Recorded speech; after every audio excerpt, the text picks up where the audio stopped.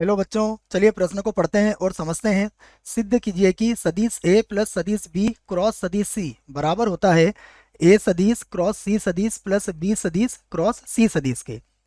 तो इस कथन को हमें सिद्ध करना है। तो इस कथन को सिद्ध करने के लिए सबसे पहले हम मुख्य अवधारणा लिख लेते हैं। तो प्रश्न के लिए मुख्य अवधारणा, जिसकी सहायता से इस प्रश्न को हल किया जाएगा। मुख्य अवधारणा में हम सबसे पहले ए क्रॉस बी कैसे ज्ञात करते हैं उसे सीखेंगे। तो मान लीजिए हमारे पास कोई सदिश ए है जो है A one I cap plus A two J cap और प्लस ए थ्री के कैप है।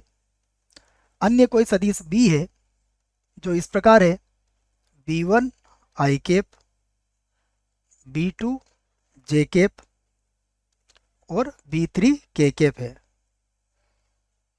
तो इसमें अगर आपको ए और बी का सदिश गुणन ज्ञात करना है, जिसे हम लिखेंगे ए सदिश क्रॉस बी सदिश, तो यह एक सारणी की सहायता से हल होगा जो इस प्रकार से होगा I cap J cap K cap, उसके बाद यहाँ आ जाएगा A one A two A three, यहाँ पर होगा बी वन बी टू और यहाँ पर होगा बी थ्री।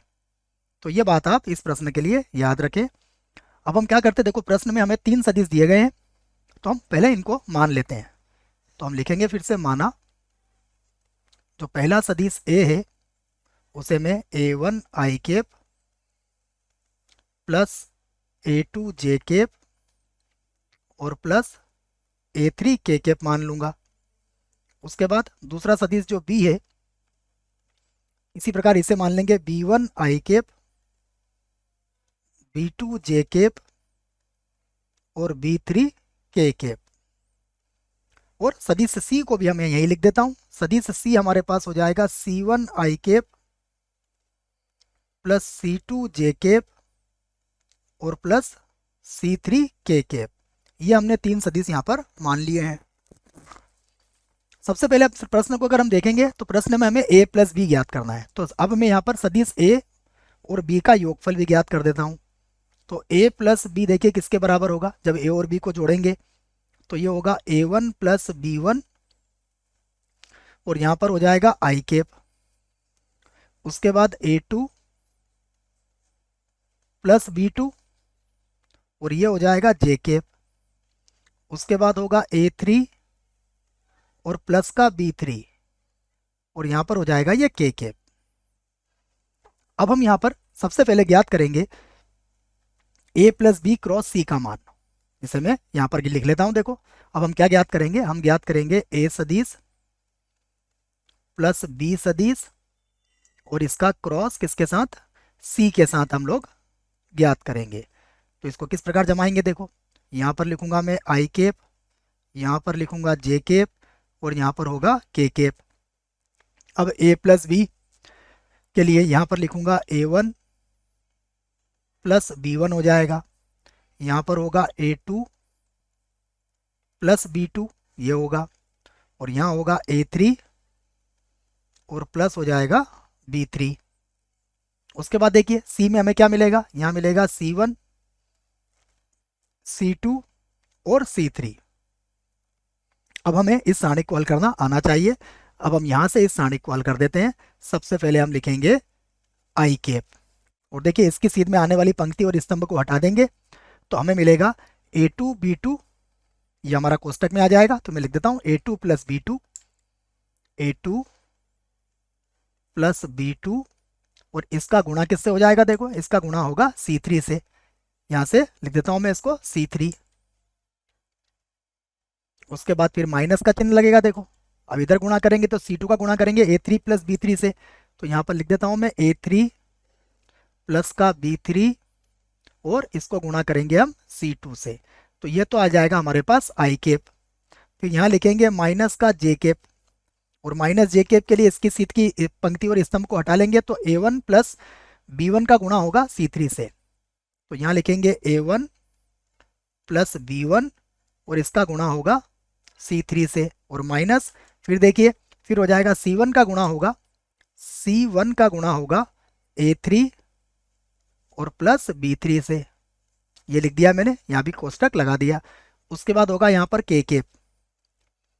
के केप के लिए देखिए पंक्ति और स्तंभ को हटाएंगे तो A1 प्लस B1 का गुणा C2 से होगा, तो A1 प्लस B1 का गुणा होगा C2 से, फिर माइनस यहाँ दिखेगा, अब गुणा हो जाएगा इसका C1 का A2 प्लस B2 से, तो माइनस C1 और यहाँ गुणा हो जाएगा A2 और प्लस B2 से। तो इसे हम क्या करेंगे, समीकरण 1 बना लेंगे। इसके बाद अब क्या करना है हमें देखिएगा, अब हमें ज्ञात करना है सबसे पहले, अगर प्रश्न को देखें तो A क्रॉस C ज्ञात करेंगे।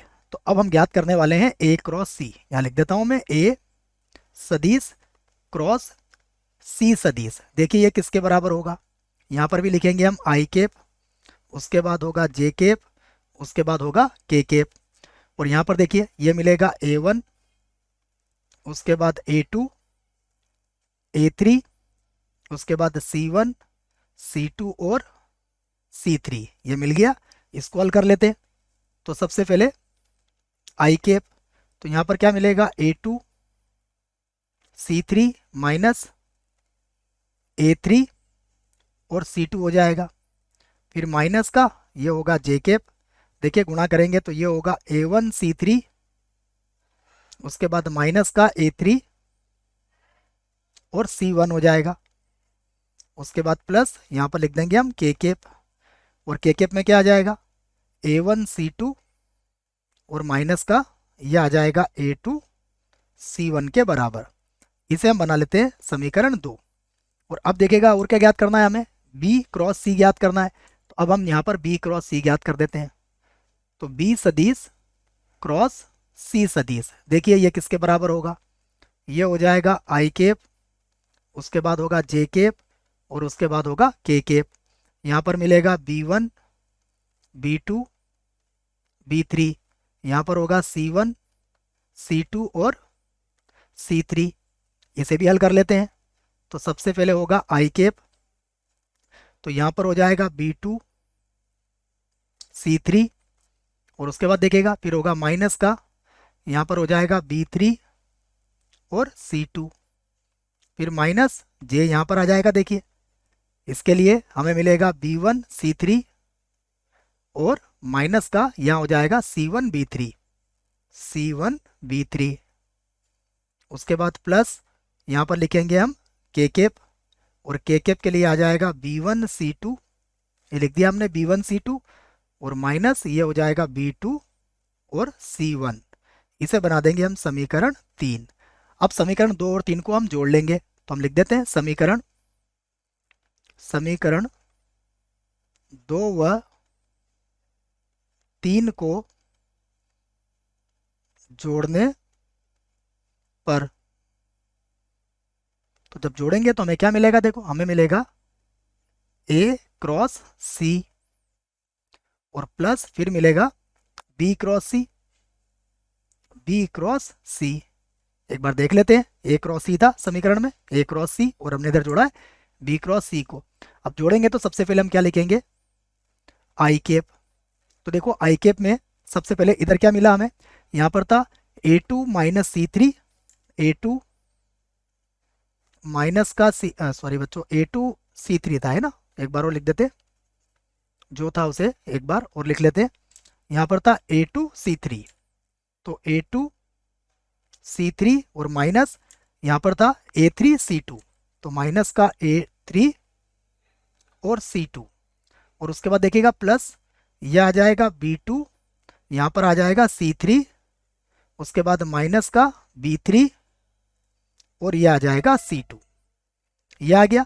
अब यहाँ से लिखूंगा माइनस का J केप, माइनस के J केप में देखिएगा हमारे पास था A1 C3, तो यहाँ लिख देता हूँ मैं A1 C3, उसके बाद माइनस यहाँ था A3 C1, तो A3 और ये हो जाएगा C1, और यहाँ से देखिएगा यहाँ से मिलेगा हमें B1 C3 और माइनस ये हो जाएगा C3 या C1 B3, ये हमें अगला मान मिल गया। उसके बाद फिर प्लस का चिन्ह लगाएंगे, तो मैं यहाँ से प्लस का चिन्ह लगा देता हूँ, और यहाँ पर लिखूंगा मैं अब K केप। तो K केप के लिए देखिए यहाँ पर है A1 C2, तो A1 और C2, फिर माइनस कितना है देखो A2 C1, तो A2 और यहाँ पर लिख दिया मैंने C1। उसके बाद प्लस यहाँ पर देखिएगा ये होगा B1 C2 और यहाँ पर होगा माइनस का B2 और ये बन जाएगा C1। अब अगर आप इसको हल करना चाहें तो हल कर सकते हैं। देखो जो हमें समीकरण नंबर 1 में दिया था उसे ध्यान से देखो आप। समीकरण नंबर 1 में अगर हम ध्यान से देखें तो A2C3 और B2C3 ये दोनों प्लस के हैं। A2B C3 और B2C3 यहाँ देखिएगा ये हमारे पास A2C3 और B2C3 ये दोनों हमारे प्लस के हैं और ये बाकी दो के हमारे माइनस के हैं। मैं इसे बना लेता हूँ समीकरण 4। और अब हम इसी आधार पर लिख सकते हैं कि समीकरण 1 व 4 से मैं यहाँ पर लिख देता हूँ समीकरण 1 व 4 से हमने क्या सिद्ध कर दिया है। देखो हम इस बात को सिद्ध कर सकते हैं कि A plus B cross C, A plus B अर्थात A सदिश प्लस B सदिश और क्रॉस C सदिश ये किसके बराबर होगा? ये बराबर होगा A सदिश क्रॉस C सदिश के और प्लस ये बराबर होगा A सदिश A क्रॉस C हो गया ना बच्चों, अब B क्रॉस C आएगा है ना, गलती से लिख दिया है। यहाँ पर लिखेंगे हम B सदिश और क्रॉस C सदिश के, ये बराबर आ चुका है। आपको मैं एक बार और इसको चेक करवा देता हूँ। देखो यहाँ पर अगर आप देखोगे ध्यान से तो हमारे पास दो मान प्लस के हैं, दो मान माइनस के हैं। ठीक है, देखो मैं एक बार और आई वाला चेक करवाता हूँ आपको। आई वाले में A2C3 और B2C3। अब देखिएगा यहाँ पर मिलेगा हमें A2C3 और B2C3 ये दोनों प्लस के मिलेंगे। यहाँ देख लीजिए माइनस का A3C2 और माइनस का B3C2। यहाँ दिखा देता हूँ मैं आपको, माइनस का A3C2 और माइनस का B3C2। तो आप देखोगे तो ये सभी क्या मिलेंगे आपको? बराबर मिलेंगे। यही हमने आधार बनाया है कि हमारा ये कथन क्या है? बराबर है। आशा करता हूँ आपको इस प्रश्न का उत्तर समझ में आया होगा। धन्यवाद।